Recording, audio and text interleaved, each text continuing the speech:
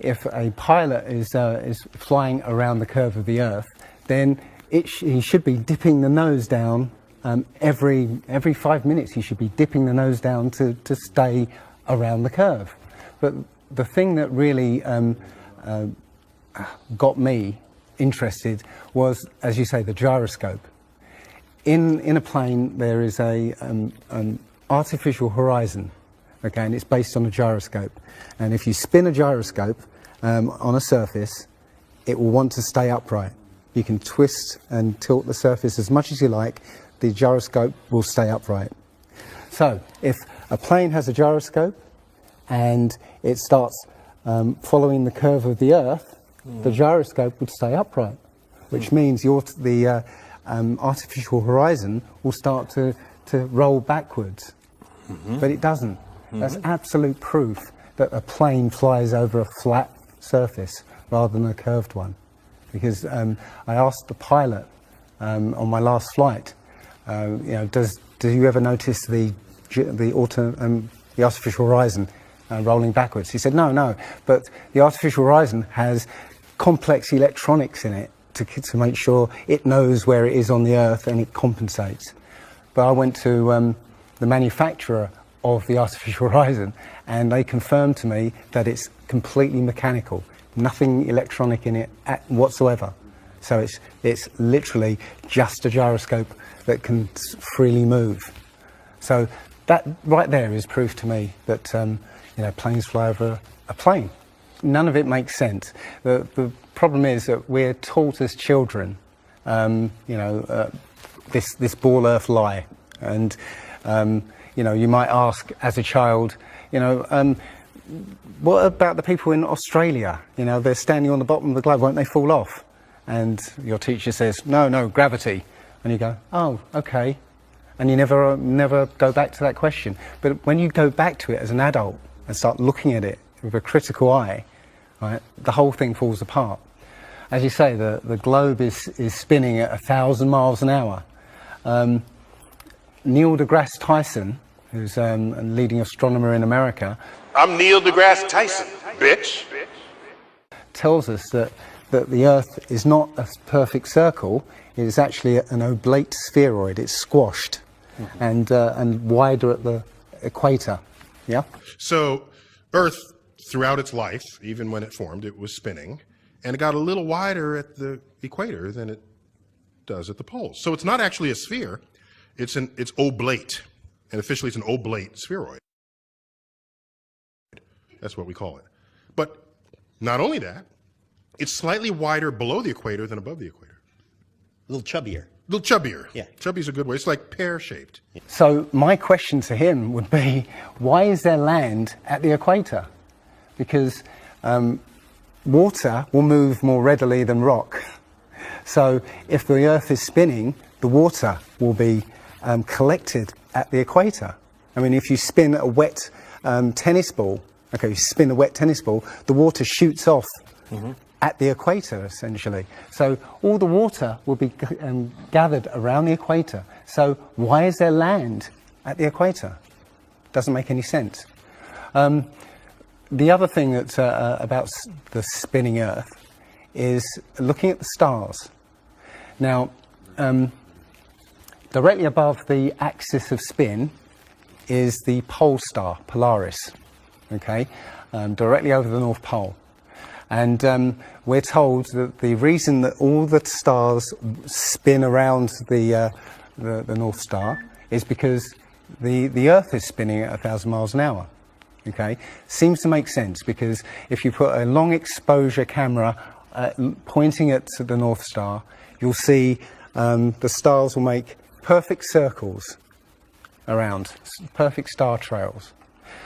The only problem is the Earth is also orbiting the Sun at 67,000 miles an hour. Okay, the Sun is moving, dragging the Earth and all the planets up that way or that way at 600,000 miles an hour. So why do we see perfect circles?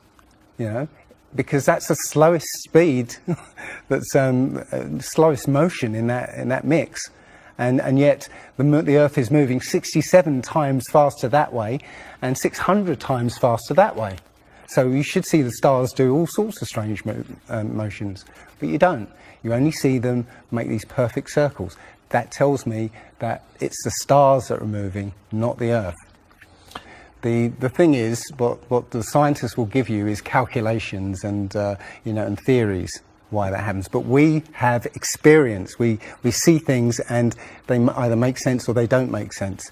What the scientists do is substitute our common sense and our intuition for calculations and theory, and we're supposed to believe the calculations rather than what we experience ourselves. There was a famous experiment back in the 1800s in England called the Bedford Levels experiment. Now, the Bedford Levels is a canal that is perfectly straight for 6 miles. Okay, so what a chap called Samuel Rowbottom did was he took a telescope, put it in the water about 8 inches above the water, and he had a friend, in a rowboat with a flag on the back, row all the way to the other end, and he was able to see the flag on the back of the rowboat the whole distance. Now, according to spherical trigonometry, the curve of the Earth is 8 inches per mile squared. So over 5 miles, that's 5 times 5, 25, times 8, which is 200, works out, that's 200 inches, which works out at 16 feet. That means the boat should have been 16 feet below the horizon. He shouldn't have been able to see the boat. Now, the scientists will say, oh, refraction and this and light bending around the Earth and stuff. But the fact is, it's perfectly flat. And he in his book, he puts forward many arguments that show that, or many experiments that show the Earth is always perfectly flat. They say that you see the mast, go down last. It's literally just the way your vision works. Yeah, it's perspective and atmospherics basically. The limit of your vision is supposedly 3 miles. And then after 3 miles, you're supposed to see the boat start to go over the horizon. It's funny that Neil deGrasse Tyson again says that, explains that you can't see the curvature of the Earth from a plane. He says this, you can't see the curvature of the Earth from a plane because you're not high enough. The Earth is so big that you can't get high enough to see the curvature. Yet, you can apparently see a boat go over the curvature over the distance of 3 miles, which doesn't make sense. The thing is, when you look out and you see a boat start to go over the horizon, if you suddenly get a pair of binoculars and look, it comes back again. And once it goes out the sight of your binoculars, if you get a telescope, it comes back again. It doesn't go over any curve of the horizon. What we found, many people have done experiments with very high-powered zoom cameras, and they've watched a boat sail out to sea, and they've just kept trained on this boat. And what they see is, after a very long distance, you see an atmospheric effect where the bottom of the boat disappears and and the top of the boat inverts, so you see a sort of mirror image. And that, with your eyesight, basically the bottom of the boat just melts into the horizon. One of the best examples of that is the Antwerp Notre Dame spire, which can be seen something like 240 kilometers away from the spire. So that should be over a mile below the horizon, and you can still see it. There's been a few famous examples just recently of a man who took a picture across the Great Lakes from Michigan and was able to see, I believe it's Chicago, which he shouldn't have been able to see. And the television station basically said it was a mirage. This is from Joshua Nowicki, and what you're seeing here is a mirage. We typically would not be able to see this from the Lake Michigan shore. We talked about this last night. Conditions are right on the lake that we're actually seeing a mirage of the Chicago skyline. But They always say it's a mirage, but for a mirage to happen, you have to have very specific atmospheric conditions. And there have been so many people who have seen exactly the same thing on different days, different seasons, always the same. You know, it's not a mirage. It's simply that you're looking across a plane. You see in a kind of pyramid shape. Yeah, you have a horizon at your eye level, and everything above the horizon will go down into the horizon. Yeah, everything below the horizon will seem to go up. Just like if you're in a long hallway, you'll see that the walls will start to move in, and the roof and the floor will start to move into the center. Yeah, so literally between you and the object you're looking at, there's all sorts of things, sort of like waves going up and down, and while you can't see them, if they're beyond the limit of your sight, sometimes they can still obscure what you're looking at. But it's just because they're between you and it. And it's just the way, it's literally perspective. It's better if I could draw a diagram, but it's a very difficult subject to get your head around if you're not used to it. But it is perspective. One sort of other proof is there's a place in Bolivia called Salar de Uyuni, which is a salt flat. It's literally 100 miles wide one way and 80 miles across. And it's perfectly flat. When it rains, literally you get an inch of water and it looks like a perfect mirror. Now, how does that happen on a sphere? Yeah, it shows you that, you know, if you're one end of this salt flat, you can see perfectly clearly the other end 100 miles away. So it's just showing you that you know, the Earth is flat, and without the effect of the waves in the sea, you'll be able to see a whole lot further. If you were to go to NASA and download one of their photos of the Earth in the moon sky and put it in Photoshop, okay, drop the saturation and the levels down, you'll see that the Earth has been pasted in, because you'll see a rectangular box around the Earth. It's all fraud, it's all fake. Pretty much everything NASA puts out is fraudulent. There are no images of Earth from space. The only one that NASA actually claims is a photograph was from 1972, and it's the famous picture. It's got Africa sort of near the top, and it's the same picture they've been using for the last 40 or 50 years in every textbook. Every other image is what they call a composite. It's Photoshop. There was another layer to sort of simulate the atmosphere. And then there's this little bright spot. It's called the specular highlight. So it's the reflection of sunlight off of water. Those are the pieces, but you can't just slap them all together. It just didn't look realistic. It looks kind of flat, or the clouds are sort of too see-through. So I just hit Command Z a lot. There's artistry to creating the world. What I imagine it to be. Unfortunately, I'm not an astronaut. I've never been to space. But I've looked at these images over and over again, trying to sort of get the essence of it. It is photoshopped, but it's has to be. It is photoshopped, but it's has to be. It is photoshopped, but it's has to be. It is photoshopped, but it's has to be.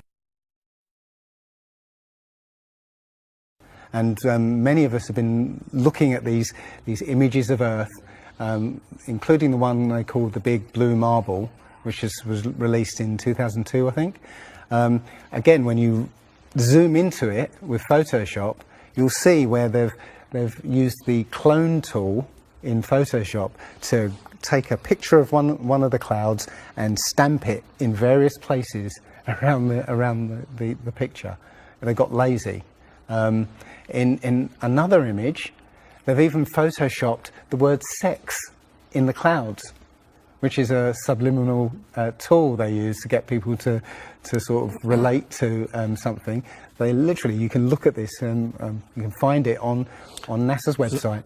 In a video I'm working on at the moment, I've got a video from what they call the Galileo space probe, as it left Earth, it took a series of shots of Earth, apparently. And you see that over the course of 25 hours, the clouds never move. Okay. Now, I happened to find some pictures of satellite pictures of Earth, and I noticed that in these separately taken satellite shots, the clouds were exactly the same as the ones in the in this Galileo shot. So it's a cloud map. It would be very simple indeed to just silence everybody, you know, put an end to this topic once and for all, turn the Hubble round and show us Earth in real time, zooming in onto a place so that we can see what's happening at that place, and we know that there is something up there looking down on us from space. But they will not do it. They can't do it. It doesn't exist. It literally doesn't exist. When you go onto the plane tracking software, you'll see hundreds and hundreds of flights over the northern hemisphere, and you can track those flights from beginning to end. When you look at any flight in the southern hemisphere, what you'll find is the flight takes off and disappears off the tracking, usually about an hour after takeoff, and then later on will reappear an hour before landing. Now, there's no explanation for it. I mean, the point is that distances are very different, and distances and flight plans are very different on the flat Earth than they are on the ball. And when you look at flights in the southern hemisphere, they make some really crazy, you know, sort of deviations. So, for instance, if we look on here, let's say a flight from Cape Town over here to Australia, say Sydney in Australia, they will take you to Dubai first, somewhere around here. Yes. Just recently there was a case of a woman who was pregnant on a flight, and she was about her waters broke on the flight, and I think it was from the Philippines to Los Angeles. Mm-hmm. And again, if you look on this map, you're from around here somewhere to here. Okay. Now they were flying across, and literally her waters broke, and they had to divert. They had to land. So instead of either going back to the Philippines or going on to Los Angeles, they landed in Alaska. Which again, if you look on the flat map, it's again a straight path. Santiago, Chile to Australia, mm-hmm. right? Will usually stop in Los Angeles. Again, you can see on the flat map that it's again a straight path.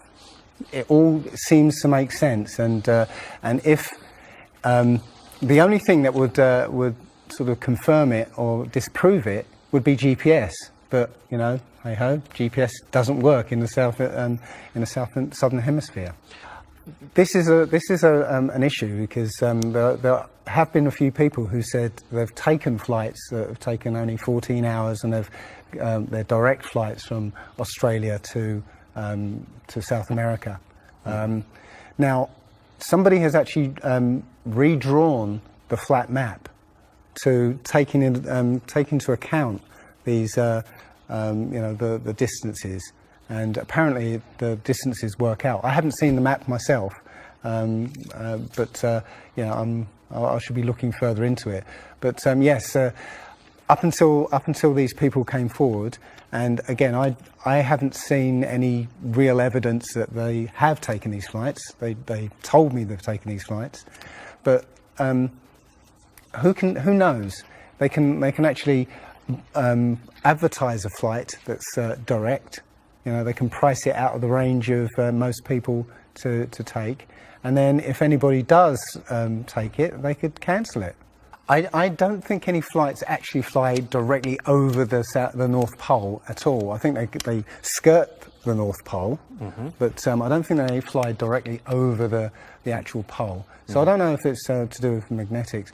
The only thing I do know is that nothing flies over the South Pole, because again, on a flat map, the South Pole, continent of Antarctica is the ring around the Earth. So you can't fly over the ring and get anywhere. That's why we're not allowed to go there. I mean, think about it. It's the only treaty that's all these countries have signed and never broken and completely agreed on. It's the only one. And what treaty is there that everybody's agreed on? We're being kept away from it for a reason. They have some scientific bases there, and literally it's controlled by the military. If you try and go there by yourself, you will be sort of picked up and escorted back. There was a guy called Jarls Anderhoy who tried to take a mission to the Antarctica, and he was picked up and taken back by the military. It's a good reason, because they don't want you finding out what's beyond. Admiral Byrd he actually did four expeditions, and most of them were military expeditions with huge military groups. Thousands of people, planes, boats, the works. And yes, he confirms in an interview that he discovered a continent as big as the continental United States out there, that was with warm water lakes and mountains and everything, that was completely uninhabited. And he described it as the other side of the South Pole to Middle America. So on the globe, that means it would be somewhere in the Indian Ocean. There's a huge continent that nobody knows about. So yeah, there's more going on than meets the eye. The other thing is, after Admiral Byrd came back after his last expedition, Antarctica was sealed off, and both America and the Russians started firing nuclear missiles straight up. Now, in America, that was called Operation Fishbowl, and it came under something called Project Dominic. Well, Fishbowl makes sense, because it seems like Admiral Byrd found the edge of the dome, while he was out there. And as soon as he left there, they started firing missiles straight up, I believe, to try and test how far that dome went. If you look at the footage of these explosions, what you'll see is an explosion. Well, when a bomb goes off in midair, it's a fireball. It expands in all directions and mostly up. Okay. Now, if you look at these explosions on Operation Fishbowl, they explode outwards in a ring, which means it's exploding against something, because it can't rise with the heat. So it's exploding against something and exploding outwards. Okay, and the middle of the explosion, you'll see it glows, hot, and then it cools over time. So it looks to me like they were exploding against a dome. Now, I said it was Operation Fishbowl, obviously Fishbowl, but there's a chap called Rob Skiba who discovered that the Project Dominic, the word Dominic means of the Lord, Fishbowl of the Lord. So I believe they clearly know that we're in an enclosed system, and Admiral Byrd found the edge, and they've tested to see how far it goes up. They will also say that if a sniper is trying to hit something a great distance, a couple of miles away, they have to take into consideration the spinning of the Earth, because they say that as the bullet leaves the muzzle of the gun, it's now independent of the rotation of the Earth. So, the Earth will spin away from where the bullet, and you have to take that into account. They say that about artillery shells as well, but it's not true. If that was true, a sniper would have to spend ages and ages calculating how to make that shot, and they don't. They literally take into consideration the wind and the elevation, and they don't take the Coriolis effect into consideration at all. Also, planes. If that works for bullets, if bullets, as soon as they leave the Earth, they're now independent of the spin, then why doesn't it work for planes? Yeah, there's a video on YouTube that actually tries to explain that the Coriolis effect works by using the example of a paper plane. You have to throw it. If you throw it north, the Earth will spin and the plane will land sort of east. But if you take the idea of a real plane, a plane would have to aim north to go east in that case. But that's not what happens. And if that was the case as well, planes would have to land on runways that are moving. And that would be impossible. But how is it that you can take a flight from London to New York and it will take exactly the same time as a flight from New York to London? Yeah, one's with the spin of the planet and the other one's against it. So it doesn't make sense. They'll say that the whole atmosphere is moving, yeah, with the planet, but that doesn't make sense either, because the atmosphere, say it's that thick, the top layer of the atmosphere will be moving slow, and as further you get in, will be moving faster. So how, if everything is moving like that, how do you get a light breeze that blows against the spin of the planet? How do you get a breeze that goes from north to south? It just doesn't make sense.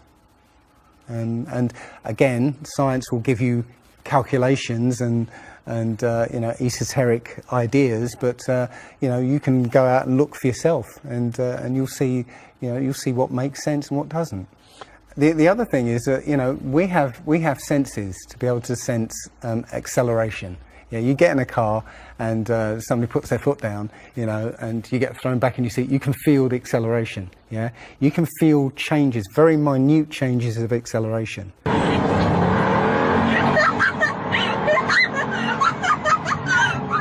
Yeah.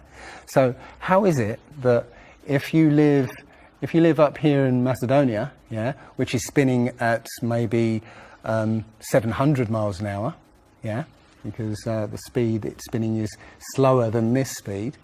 So if you took a flight down to Africa, yeah, on the equator, why don't you feel the change in acceleration? Yeah, so why don't you feel the change in acceleration? You have these senses that will register the slightest change.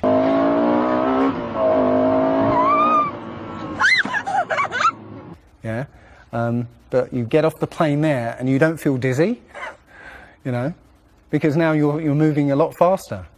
So no, it doesn't make sense.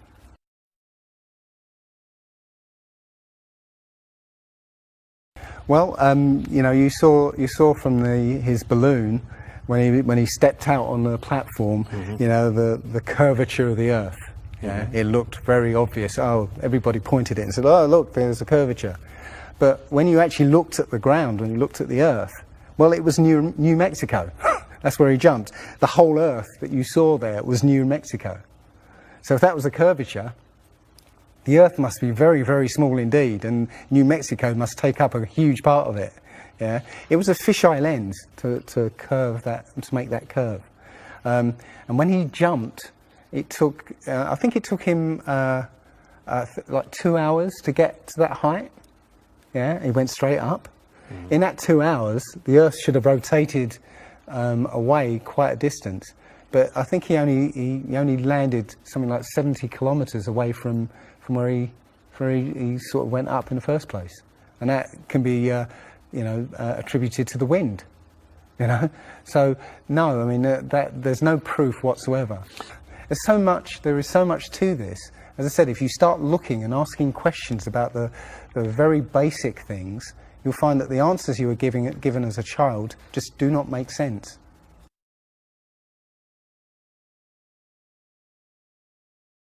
So the idea there is that it must be a globe because the sun. If the sun's here, then it's got to be dark on the other side.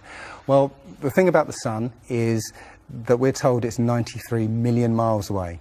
It's not. It's actually something around 3,000 miles away, and about 34 miles across. That might sound really crazy, but if you look at look out on a day that's got broken cloud, you'll see that the sun rays will come out at an angle. Most people have seen this. The rays come down in angles. If the sun was 93 million miles away, then all the light will be coming parallel. So if you imagine, there's no way to show 93 million miles, but something way, way over there, all the light that reaches this globe will be parallel. There's no way that light can come that far and spread out like that. Now, if you follow those light rays, you'll see exactly where the sun is. And as I said, it works out to be about 3,100 miles. Now, if that's the case, and the sun is circling over this flat plane, yeah, its light range is limited. So it's illuminating the path of the Earth. It's like over at the moment. So, say over Europe, it might, or over South America there, it's over there. Well, Australia's going to be in the dark because the sun isn't going to throw enough light to illuminate Australia. Mm-hmm. Yeah. Mm-hmm.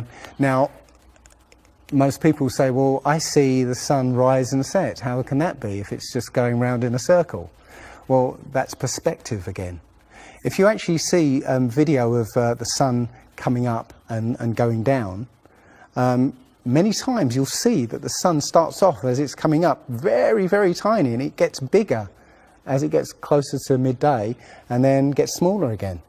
It's literally that effect of perspective. You know, with something's above you, like the ceiling in a hallway, yeah, as it goes further away, it will seem to sink down towards the horizon until it disappears beyond the limit of your sight. And that's all you're seeing. You're seeing literally the sun circling overhead, but seeming to set.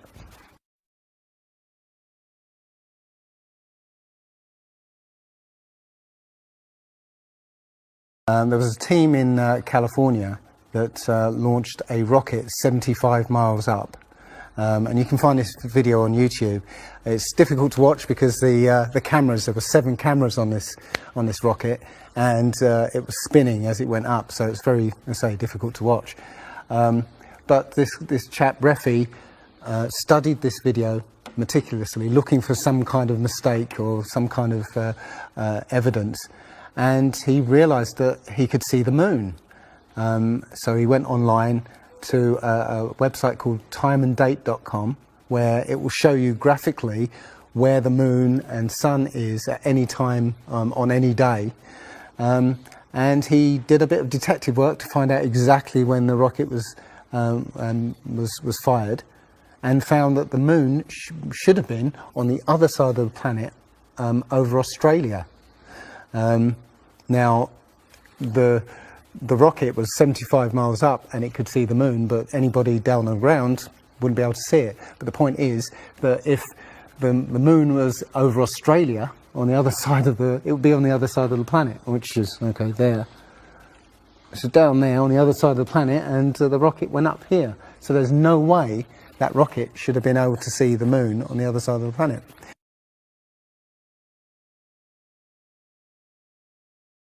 If you watch the trajectory of the space shuttle, it doesn't go straight up. It always goes in a curve and out to sea. The point is that they actually go horizontal. The space shuttle goes horizontal. It never goes any further up. It goes horizontal, very, very low down in the atmosphere, because it drops its external tank while it's still in the atmosphere. So, you know, it's still in the atmosphere while it's horizontal, so it never gets any higher, and it goes out of sight, not because it goes too high, because it goes too far downrange. And it seems that nobody's ever on the space shuttle, and the proof of that is the Challenger disaster. In, I believe it's 1986, the Challenger exploded just after takeoff and killed 7 astronauts. But it turns out that 6 of the astronauts are still alive, and most of them are using their original names. And you can find pictures of them. They're using the same names, and they're doing ordinary jobs now. Teachers, lecturers, lawyers, whatever, but they're still alive. I think it's a mock-up. I think it's an empty shell and literally just dishes in the sea, out of sight. And they have a plane that's mocked up to look like a space shuttle, and you can see whenever the space shuttle lands, you can hear it. It's a loud jet engine. You watch any video of the space shuttle landing, you can tell it's a jet engine. It's a jet-powered aircraft. That's it. It's not a glider. In my video, I show you a glider, how that seems, and then I show you the space shuttle, and yeah, it's not a glider. It's an aircraft, and that's what they're fooling us. Taking billions of dollars in and giving us images and fake planes for that 10 billion, you know, however many billions of dollars it is. But you've got the external tank and the space shuttle. Yeah, it's like horizontal at this point, and then they drop the tank. Okay, now the space shuttle isn't powered at this point because the tank has all the fuel. Yes. Okay, so when the engine stops, the tank is dropped. Basically, the space shuttle and tank should follow the same path because neither of them are powered. They should both fall in the same way. Now, because the tank has all the fuel, those pods on the back of the space shuttle aren't fuel tanks. They have a very, very small amount of fuel in there for orbital maneuvering. But from this point, which again is still in the Earth's atmosphere, because the tank, you know, is falling there, it now has to go from there into orbit. They haven't got the fuel there to insert it into orbit.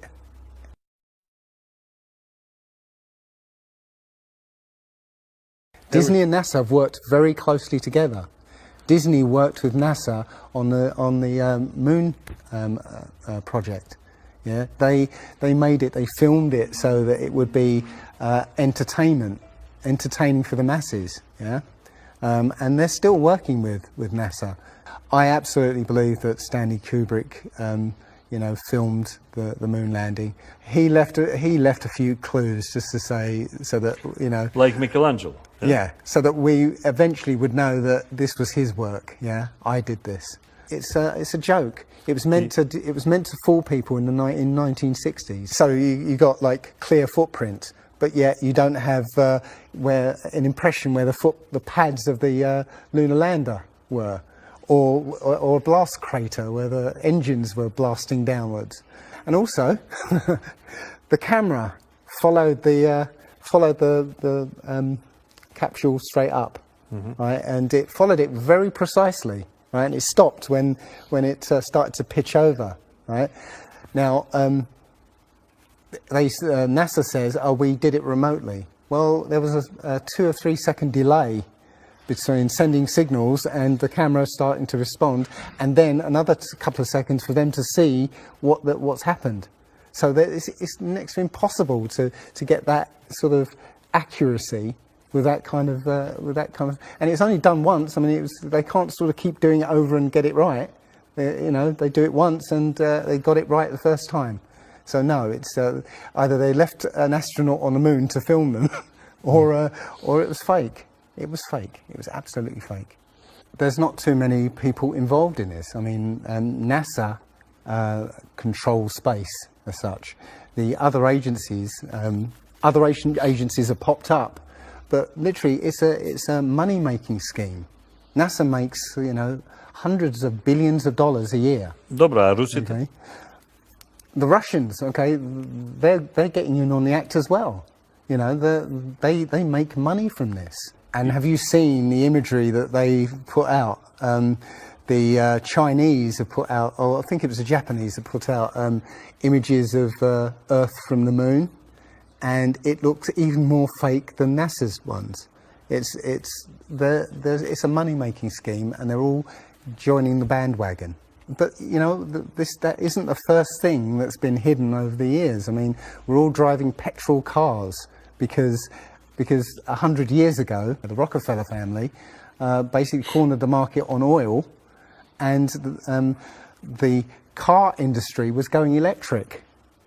So, you know, all cars would have been electric from the get-go, but they basically forced everybody to use petrol cars, and have hidden this secret. And literally, you know, we could be running around in electric cars that have unlimited mileage by now, but we're still using these 100-year-old machines, dirty machines, because of a secret that's been kept. It's easy.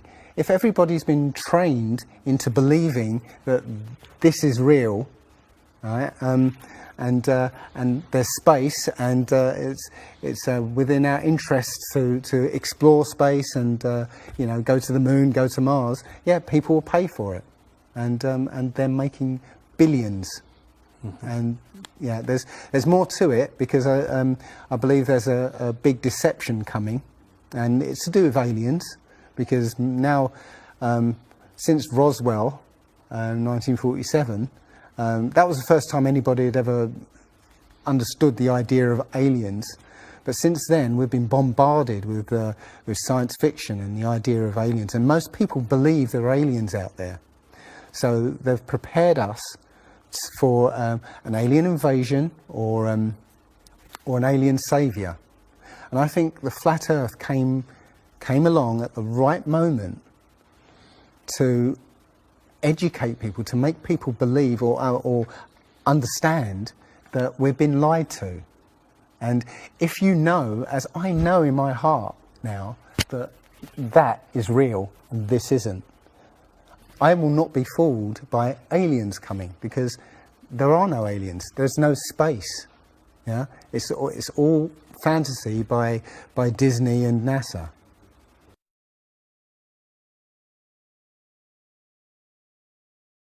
Well, the Bible has a very, very clear view of what this place is, and it matches that place more than it matches this. Okay, and what it says is the great deep is under it, just water. It's just deep water, and above the firmament is water. And you know, it says in Genesis that he separated the water below from the water above, and made a space, and then made dry land appear out of the water.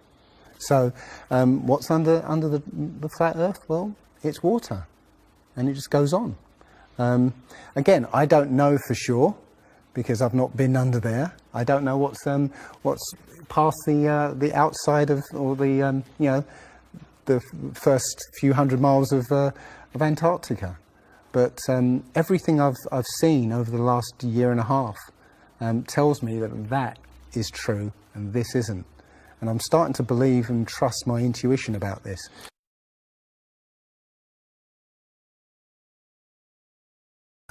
Nobody has actually really gone all the way across Antarctica. Yeah.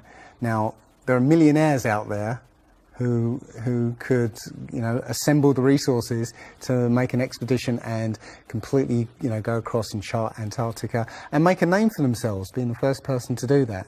Yeah. But nobody ever does. One thing I was going to say, which is slightly totally off topic, but the topic I really want to go to is that people, ordinary people, have become scientists through this. Okay, you know, the science community is ignoring a lot of the things that we're looking at, and so normal people are going out and doing experiments. And one of the experiments has turned up an amazing fact that we've not been told, and it destroys the whole idea of this heliocentric system. And that is the moon. If you get a piece of card, put it on the floor, and sort of you put another piece of card to act as a barrier for the moonlight. So you have the moon above, card on the floor, and a piece of card in front to shield half of the card. Yeah. Now a lot of people have these laser thermometers. Now you can actually measure the temperature of the moonlight next to the temperature of the shade of the moonlight, and you'll find the moonlight is colder than the shade, the opposite from the sun. So the moon is throwing out its own light, and that light is the opposite from the sun. Now, that tells you that it's not reflecting the sun's light. It's producing its own, and its light is different from the sun's. So, you know, the scientific community have not told us this, yeah, because they won't tell us this, because it destroys this idea that the sun is, you know, is lighting up the moon.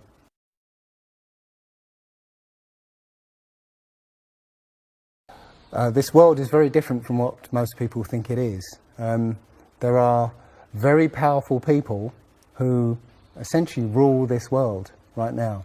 And the ordinary person is a slave in this world. And slaves aren't educated. You know, they're taught what they need to, or, you know, they need to know, that's it. They're not taught truth. They're taught what they need to know, and so you're taught enough so that you can, you know, do the paperwork and operate the machinery, but you're not meant to know what's really going on, because that's the power they have over us. They know what's going on, how this world works. We don't, so they can control us. One of the things about slavery is the slaves weren't freed. They were never freed. When the 14th Amendment or 13th Amendment, I can't remember which one, actually made everybody a slave. If you're a citizen of a country, you're a slave. That's what a citizen is. So they literally extended the slavery to everybody and made it an open prison, and that's where everybody in the world lives now. We're slaves to very powerful masters. We don't see bars. No. Yeah? The bars are the borders of the country. Right? You have to use a pass to get out, and they'll let you out if you show them your pass. Yeah, and sometimes they won't let you out.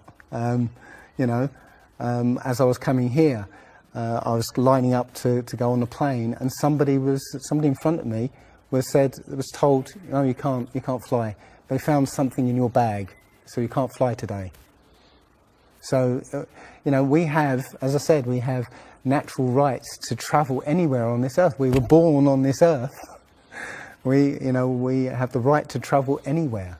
But our masters have kept us in small, open prisons that you need to get permission to move around.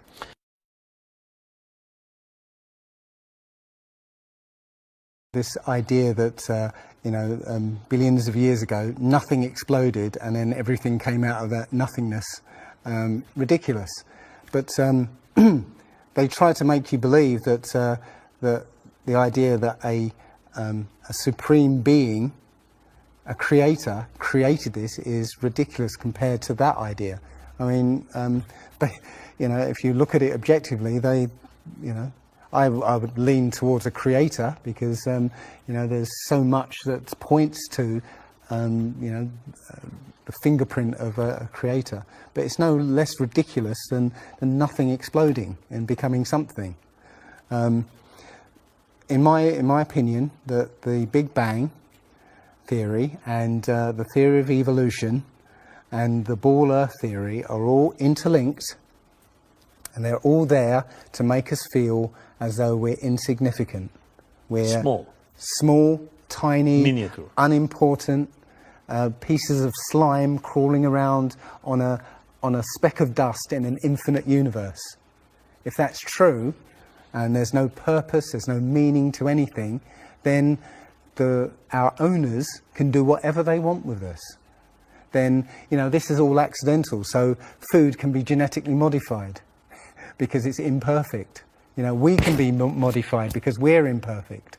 If we realize that this is the universe, and complete universe. Yes, this system is everything. Everything that NASA has put out is CGI, is fake. Okay, people say, I think you mentioned it.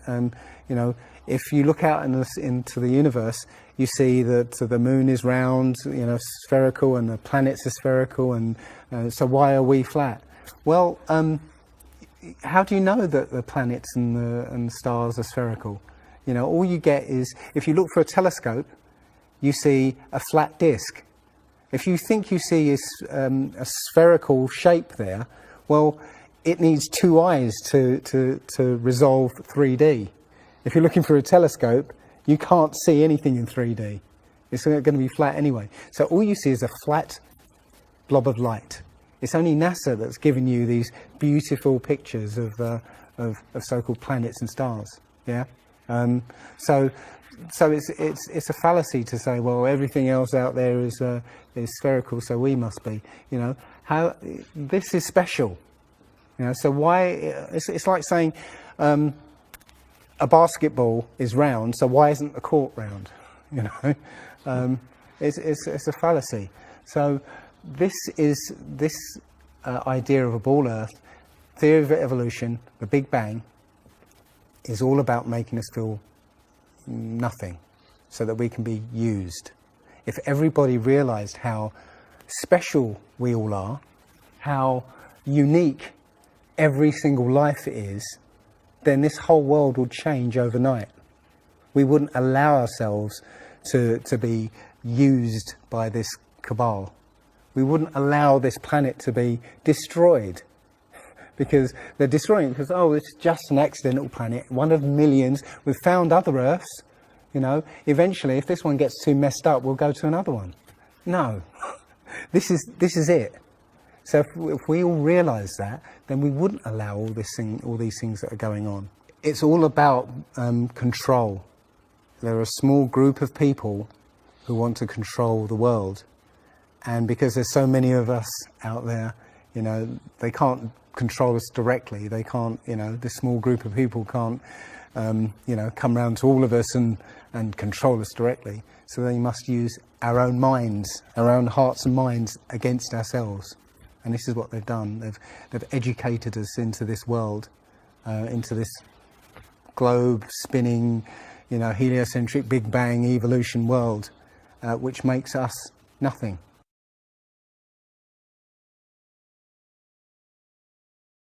This is amazing, because when I first started looking, it was about 1.5 years ago, I looked on YouTube and there were maybe about 100 videos, not even that probably, and nobody was talking about it, right?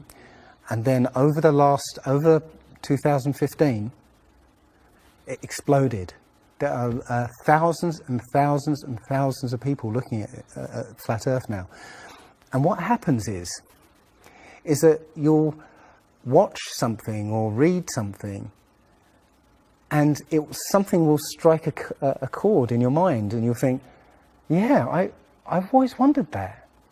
And what will happen is you will start feverishly researching. I mean, what happened to me was, as soon as I got that, I spent every waking hour looking for things and testing things, and this seems to be replicated with thousands of people around the world who suddenly come into this.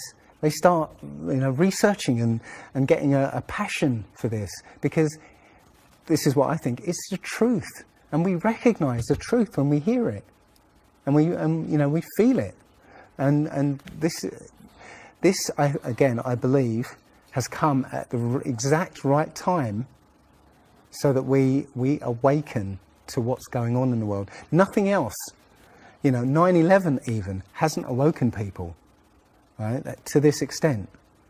You know, for me, I've been an atheist for 40 years. From the age of 13, you know, I didn't want anything to do with God and Bibles and whatever and religions. And now I know for a fact there is a creator. I've seen his fingerprint, you know, not just with the Flat Earth.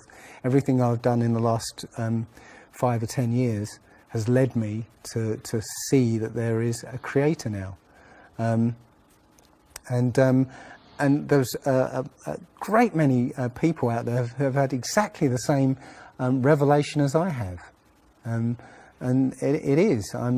I'm now following the commandments and trying to be the best human being that I can be, because I think it was a guy called Kent Hovind who said there are only two possibilities: either there is a God or there isn't, and both of them are terrifying. Yeah. If there isn't a God, then nobody's in control. We're hurtling through space, and there's no plan, and there's no nothing, and you know, that's terrifying. If there is a God, then we'd better find out who he is and what he wants and do exactly what he says. And it turns out that he gave us very specific instructions on how to live. And they're not rules as in, you know, laws that you must follow because you know, or put you in prison if you don't. No, these are rules to live by, to make a harmonious world. You know, don't harm anyone, don't kill anybody, don't steal from people, you know, don't covet people's items, you know. Don't lie. Don't lie. I mean, these things are written in our hearts anyway, yeah? But we're in a society that that legalizes all of the 10 Commandments, you know. The policemen and soldiers can kill. They're allowed to kill, yeah? You know, Politicians can lie. They can lie. They're lying all the time. They're lying all the time. Police have been told that they are allowed to lie to try and get to catch somebody. Yeah, they're allowed to lie. Everything in the 10 Commandments is legalized in this society. That tells you who runs this society. Yeah. So yeah, this is a profound movement. I don't like using the word movement, but it's a profound shift in consciousness for people, because and like any other topic that's come out in the last few years, this one has made people realise that they've been lied to.